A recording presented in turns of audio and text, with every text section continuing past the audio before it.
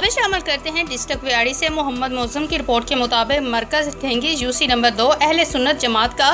तंजीम साजी के हवाले से मशावरती इजलास आज मुर्खा 3/7/2022 बरोज़ इतवार ठेंगी जामिया मस्जिद गौसिया में जमात अहले सुन्नत तहसील व्याड़ी का तंजीम साजी के हवाले से मशावरती इजलास मुनक्कद हुआ, जिसमें यूसी नंबर 2 के जुमला चकू के उलमा कराम और सियासी और समाजी और मोअज़्ज़िज़ीन इलाका ने शिरकत की। इजलास की सदारत उम्मीदवार बराए चेयरमैन हाजी राव कलीम ने की। इस मौके पर अमीर जमात अहले सुन्नत तहसील व्याड़ी हाफिज मोहम्मद हुसैन रिजवी जलाली,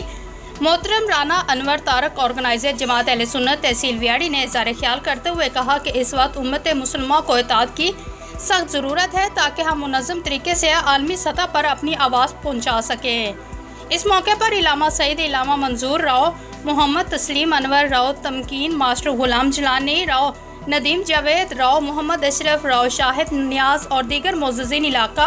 और उलमा कराम ने शिरकत की।